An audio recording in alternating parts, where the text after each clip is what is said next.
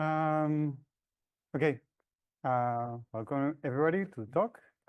This is joint work with Johannes Kloibhofer, which is over there, and Ida, which unfortunately is Venema, which unfortunately couldn't come.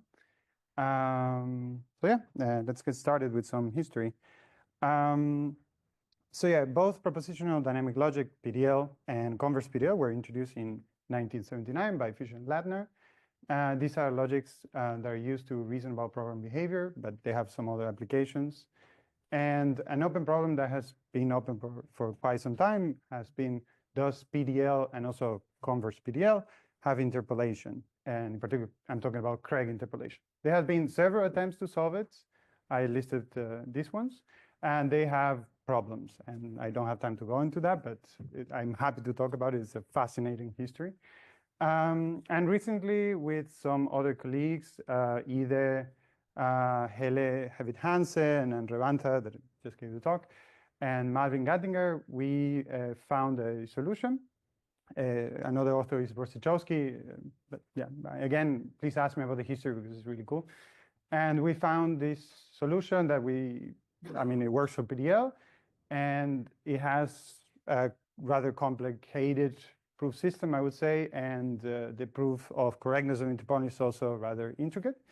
And this work, what we have shown is that CPDL has interpolation, and I would argue that this is a simpler proof. It has also a simpler proof system, and yeah, I hope to show you a little bit about this proof and this proof system. So I will quickly go through syntax. So Converse propositional dynamic logic has, you start with a set of infinite atomic propositions and also a set of atomic programs and an involution operator that essentially is what Lutz mentioned, that is essentially giving this undo operation on the programs. And the syntax is the usual syntax of model logic, but here we have some programs alpha, phi, so diamond alpha phi and box alpha phi. And we read this as meaning essentially there exists a execution of the program alpha where phi holds after that execution, and the box we read it as every execution of the program alpha. And the programs that we can construct are the composition, the union, the iteration, and the test.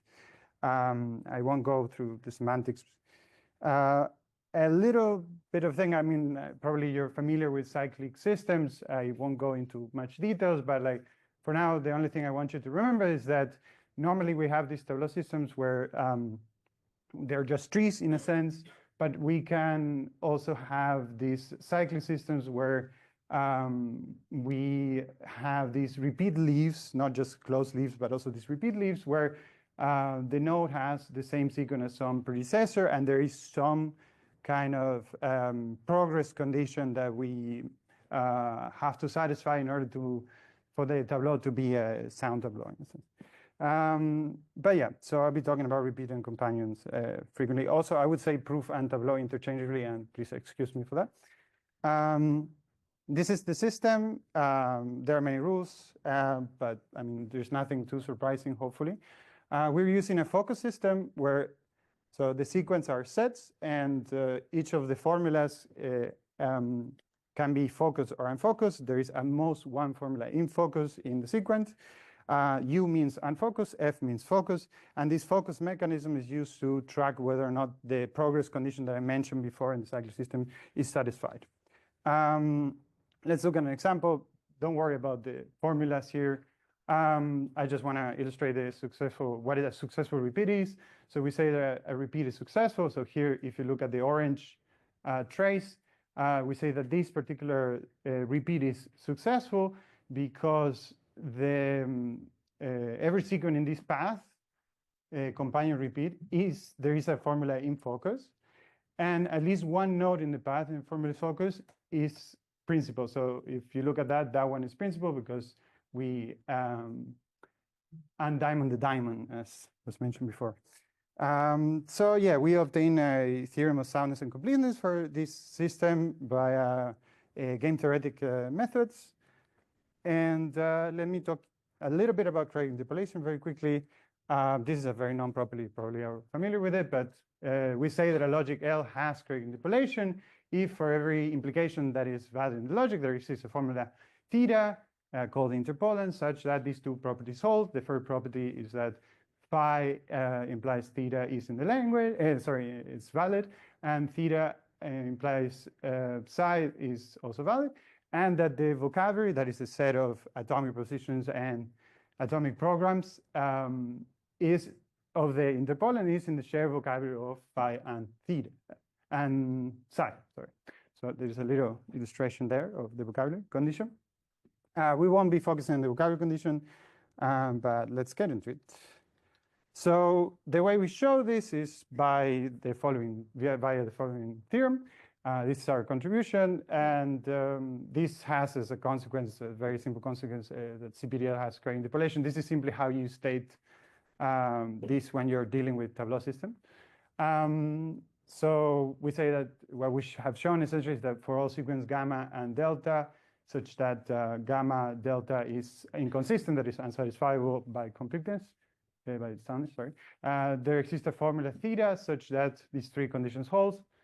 And yeah, let's look a little bit about how we have done this, how we have shown this. Mahara method is a very common method to show interpolation, proof theoretically. We'll give a very quick explanation of it. The idea is that, say you have the gamma delta is inconsistent, and you want to show that. Well, you want to construct an interpolation for that gamma delta. So the way you do this is you say, well, okay, I have a proof, or a tableau in this case.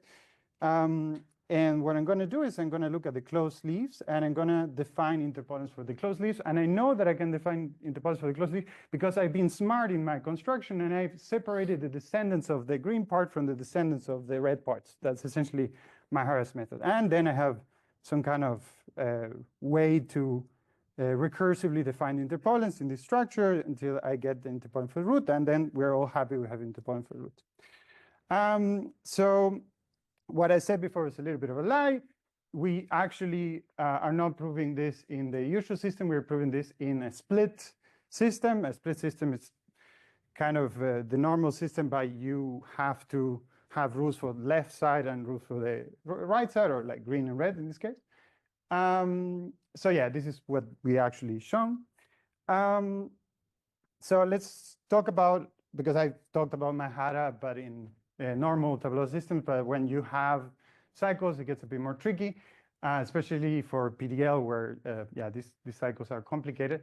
And the idea comes from the paper I mentioned before. So the idea is that we start with the closed leaves. We know how to define interpolations for those because they're kind of easy by Mahara. And then what we do is we look at these clusters, which are the strongly connected components in our cyclic proofs.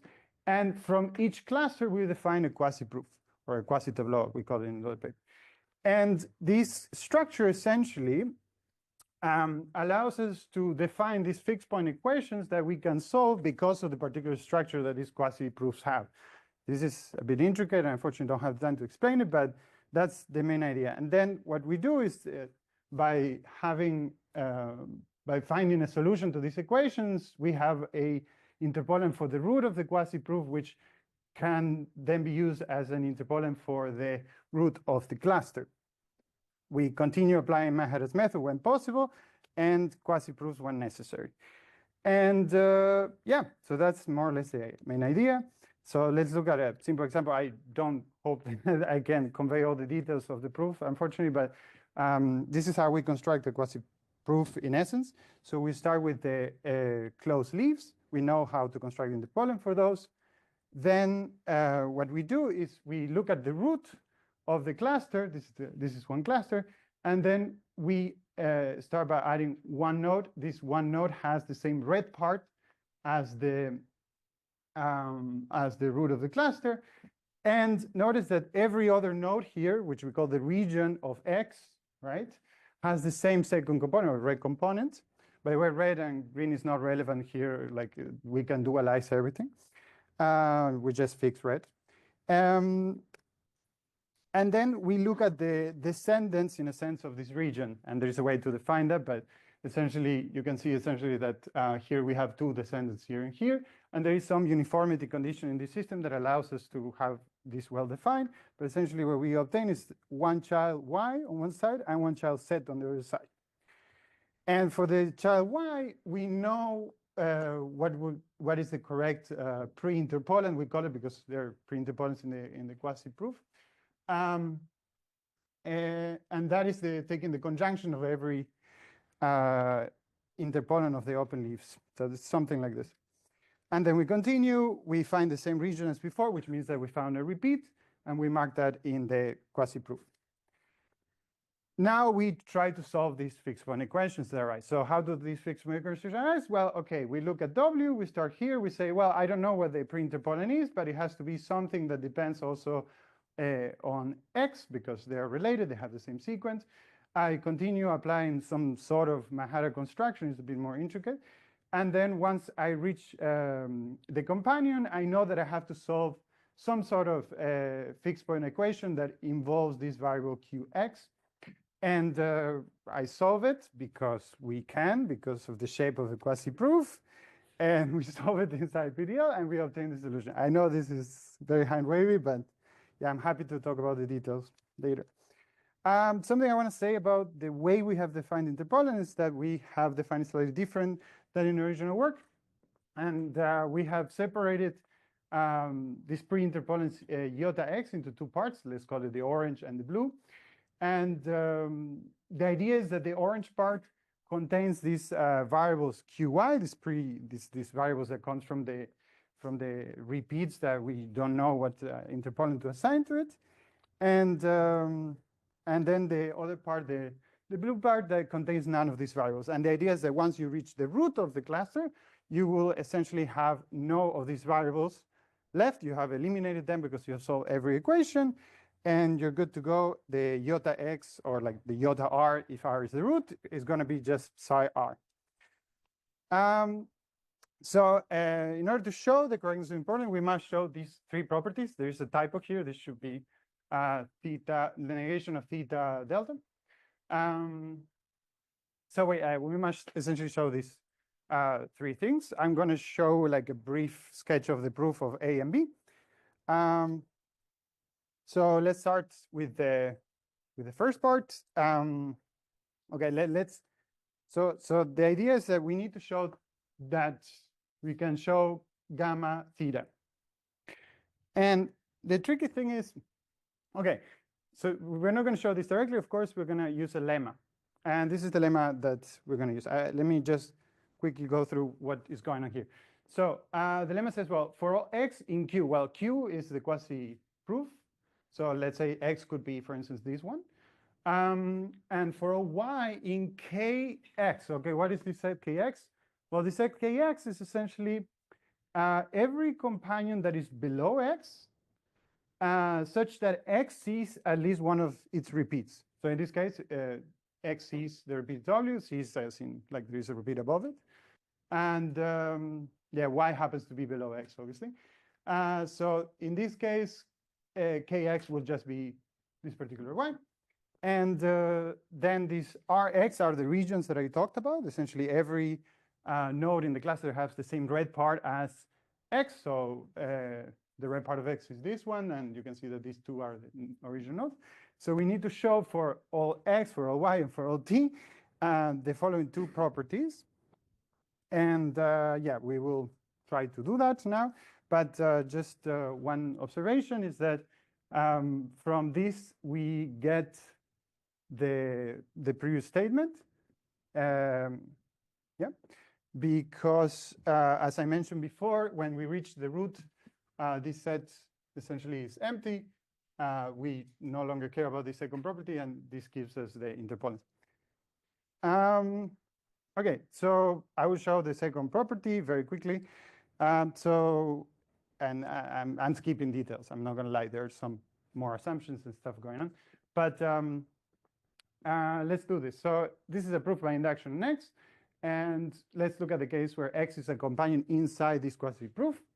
And x will have a successor. This successor is not the same successor as the one that I've shown, because this quasi-proof is actually a bit more complicated. It has like each node has actually three, like there for each of these nodes, there are actually up to 3 different nodes. So when I'm talking about successor, I'm talking about something slightly different. But the point is that X is a companion, X has a successor set, and by the definition, we have that alpha XY is equal to that, where set is again the successor. And by the inductive hypothesis set, we have the following proofs, which is simply the statement. Here we have it for every y, so we can fix one of y. And then here we have it for x. And the idea here is that we're going to replace this qx with this very long formula. And once we do that, we can apply star rule. And we almost get where we wanted. Because remember, this is the definition of alpha xy. So if we apply a composition here, we essentially have alpha xy, and we're kind of good to go. But there's a little problem. These two are not the same, so I cannot cancel this by making this the companion of this one. And I want to cancel this because I only have those assumptions available for me. So that's a problem. But fortunately, we can make a sort of argument that says that, well, T and S are actually coming from the same set, and that set is final, so I can keep repeating this argument until I'm done. There's a little bit more detail to that, but that's the idea. And so we obtain the lemma by this, or at least this case. And then for the